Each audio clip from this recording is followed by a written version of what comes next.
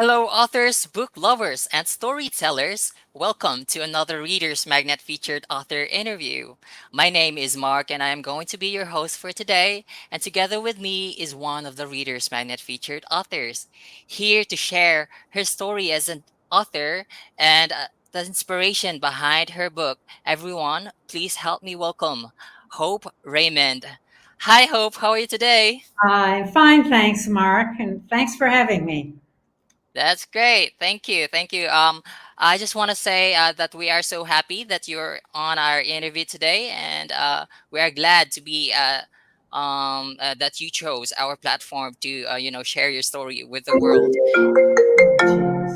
No, oh, That is fine. Okay. Are you okay? that. That's great. Okay, now to be honest with you, Hope, I am really, really excited to have this interview with you because I just can't wait to know more about, Um, the content of your book and to know more about your journey, about how you became, writing this book. But before all of that, Hope, can you please introduce yourself to our audience right now? yes, my name is Hope Raymond, and I come from originally from Massachusetts. That's where I was born and raised, and Mm-hmm. but came to California to teach school after I graduated from college. So and then there were other ins and outs, and I lived overseas for a couple of years and so forth. But um, so other than that, I guess I don't know. Do you want more specifics or? Yeah, that's fine. That's fine. That's great. Thank you for that. I hope uh, now let us proceed with knowing more about your book right now. Now, I am actually so intrigued about the title of your book, "Where in the World is God? Humanity as Mirror." Can you please share the reason or the reason behind the title of this book? Yes, the, I think the title gives the impression that it's much more a religious book than it actually is. Um, the I don't know how I came up with that name to tell the truth, but I did, and it just felt right for me.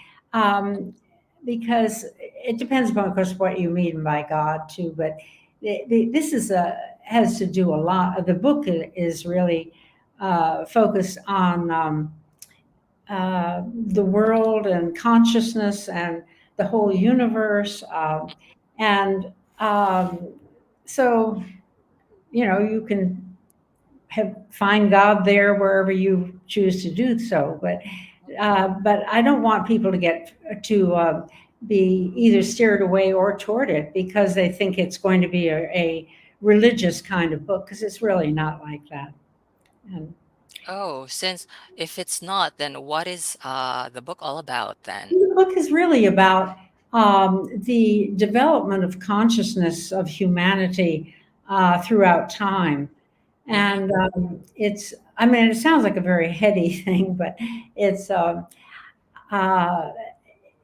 I start back at in the earliest days of written, where we have any information, and how people have, through the years, grown into our role as consciousness for for the universe. And Mm-hmm. in fact, that I suppose is the biggest takeaway from the book that I would hope people would have, is to Mm-hmm. recognize that if we don't use our ability to use higher consciousness for making decisions for the earth and the universe and uh, everything, that no one will. I mean, there's no other living creature that has a high is capable of higher consciousness. So I think that's the biggest takeaway, as I say. But the book actually is in three parts, and the part I just described about the earliest days and of moving through the days of when people were very saw animals as being Mm-hmm. gods and so forth. on up through to today, and where um, the and today people still, of course, there are many people who go to church and that sort of Mm-hmm. stuff, but I just don't want to feel that it's strictly focused on trying to persuade people one way or another in terms of religion. Yeah. All right. Thank you so much for that. I hope now, since you told me about that, I'm actually curious about the what event, or since there are a lot of type of genre or topic about what to decide or what to write. I'm wondering why you chose that type of topic. Is there any event that Yeah, triggered you well, to write that one? I think that the whole book has been growing in me since I was a child, actually, Okay. Oh wow. because I remember I was raised in Massachusetts, and we had our home was on 11 acres, and so I had plenty of room to be outdoors and experience, you know, not only lawns and so forth, but um, wildflowers and a small pond and so forth. And I loved the outdoors and spent lots of time there. And even as a child, it troubled me when I would see people um, like throwing cigarette butts out the car window or doing things that to me just I thought because I had grown to really just love the environment and love the world we live in, and so that's grown through the years, um, and so naturally I've been become quite concerned about um, global warming and the current state of the world in relation to its ongoingness. And so I guess basically that's what my concern is that people just um, recognize that we have to use our higher consciousness to take care of this beautiful planet on which we live. I agree. I agree with you, Hope. And I really admire you for choosing that type of topic, since your aim is actually helping people to unlock their higher consciousness and to know more or know better about fixing this beautiful planet. And that is something that I really admired from you, Hope. And yeah, since you said that this book is th- you had this since you were like a child. You were thinking about the idea of this book since you were a No, child. no, No? I wasn't thinking of a book. In fact, I never was. People kind of assume that you decide to write a book. I mean, that you Mm-hmm. sit down and think about it. It didn't come about that way at all. Um, several, probably 15, 20 years ago, I found myself just very interested in the decisions that humans were making Mhm, relative mhm, to the earth, but also to our own selves. And I started clipping. It sounds crazy, but I would just clip out little snips of something that hit me in the newspaper that I mhm, thought, oh, that's interesting, and about something that someone had done or was thinking of doing, and I ended up with a whole raft of newspaper mhm, clippings that weren't all related to any one subject actually, but they all had to do with uh, something to do with caring for where we live, and so I started fitting them together, kind of like a jigsaw puzzle. mhm, mhm. And that's how the book grew, You came up actually. with a book. Yes, and I mean, a strange way, I realize, but that's the truth about what happened. So the book is something like a personal type of book. Yes. Yeah, it's very personally important to me. Yes, because yes, I think that I'm pretty present in most of the book because So is that like a life experiences? Did you share some life experiences there on your book? um, I think yes, I have, but not to any huge extent. I really am more interested in not just my own consciousness, but the human consciousness. All right, okay. Yeah. So that's where my focus has been. Okay, wow, that's great. Now, have you had some loved ones or someone that you know read your book already? And what type of comments did you receive after them reading your book? Um, well, I think some people felt a bit overwhelmed by there's a lot there, and there is Mm-hmm. a lot to take in. It's not difficult reading, fortunately, because it is long, but it's. I think that they were most interested. It's mostly my friends, I guess, that are already interested in and concerned about the future of the planet, um, and I think they felt that it had, much more information than they had had personally before reading the book, and so that's I think what they appreciated most about it. Hmm. All right, okay. I'm curious, how long did you have you been writing this book, or when did you start writing this book, Hope? Well, I started in around 2010 or 11, I think, the actual writing of the book. Okay, yeah, okay. And uh, I had collected, as I say, all these little pieces, and they Snippets, were yes. putting Mm-hmm. them all together into some kind of meaning. And so I decided that it would be I knew it would be a very big project. So I rented a cabin up in Northern California for a period of time, and I took my black lab with me and for company. And so I just holed up there for several weeks, um, and pondering and arranging, not so much the actual writing, but no, making an outline sort of for the whole book.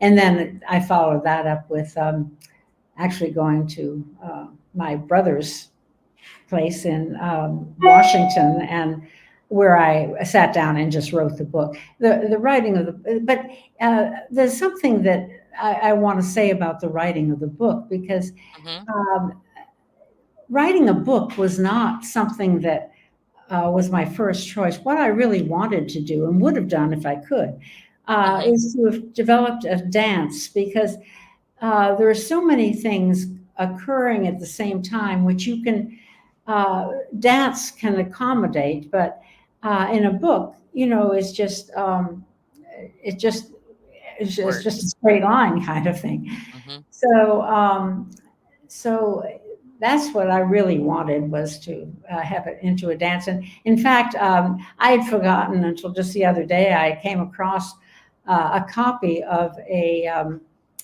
an outline I made for for a dance, even though I know nothing about choreography and I'm not a dancer, but Mm-hmm. how I felt it might unfold. So maybe someday somebody will be interested in making a dance out of it. Yeah.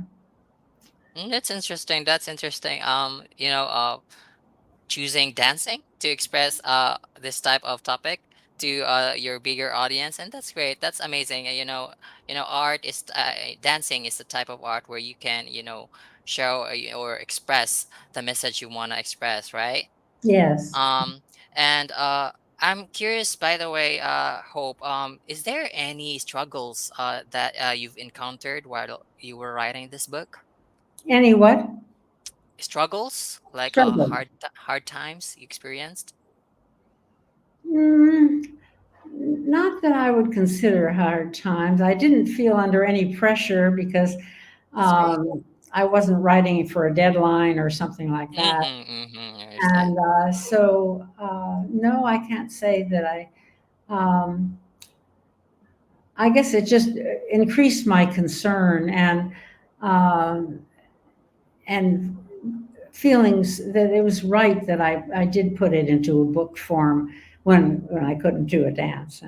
And, um, and it's still there. And I go back to the book myself actually from time to time because um, there's information there that is useful to even today in terms of what works and what doesn't work and that sort of thing. Okay. Can you please show your book on screen right now, Hope? Sure. And It's there you go. Where Okay, in the now World is for God? your book. Okay, Where in the World is God by No. Hope Raymond. Okay, that is available on Amazon and Barnes and Noble, correct? Now, Yes, I'm wondering if I can say something about the book too in the future about a book weekend, or oh, or am I interrupting you for something? yeah, it's okay. It's okay. I will maybe tell you about it later for Okay, your upcoming event. Yeah. So I'm curious more about the book cover now.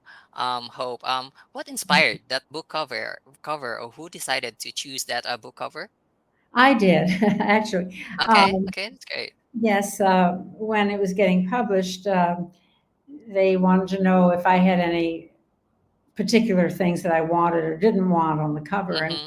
And I realized that, well, when I had mentioned to you about dance and so forth, this is All right.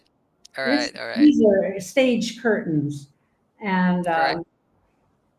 and because this is all, everything that we are doing, it's like uh, living out a play of some kind. Wow. And Okay. it You're right. goes on and on. And so, and also because I feel that not only humans, but everything that is here on earth is part of the well being of the future. And so it felt right to have a stage where, um, animals and weather and flowers and people and are all there together, all Mm-hmm. contributing to the kind of universe that we hope to have. True. True. Now, for you, what do you think makes a good book, Hope? Curious to know. I think the first word that comes to me is authenticity. That it be authentic. That the writer be fully engaged in the writing of the book. Um, because it can vary so much in terms of True. uh, so that in some way the person who writes the book has to come through in the book, perhaps not in any particular I character, understand. I understand. but Mm-hmm. it's got to be authentic from them. um, so Okay. so I think it's difficult to narrow it down much more than that. As long if it's authentic, then it's good. you know That's great. That's great. Thank you so much for that, Hope. Now, is there like an event that you are going to attend this year, or is there something that you want to promote right now on our interview? Yes, there is. On the Mhm. 19th of August, I'm going to be in San Diego at a festival, a book festival. It's being Oh, held. you mean the San Diego Union Tribune Festival of That's Books exactly this what I'm. August 19th? Yes, indeed. Oh, And so so I will be uh, there, and I'll be having a book signing, a free book signing, and so I'm hoping that some listeners will, if they're in the area or choose to spend a weekend down there, will come down for the book signing. Mm-hmm. That is great. Wow, we're so excited for that, Hope. And that is going to be on the exhibitors, Readers Magnet, our exhibitors, right? I, Now, thank you so much for that, Hope Raymond. I think I have asked all of the questions I have prepared for you okay, today.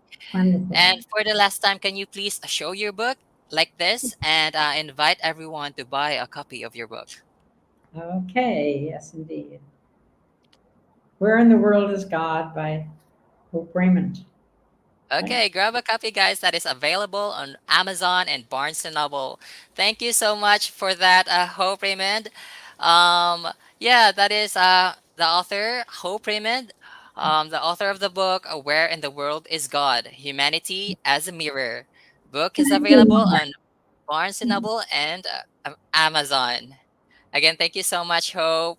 Thank you. See you All later. right. Thank you so much for your Okay. time.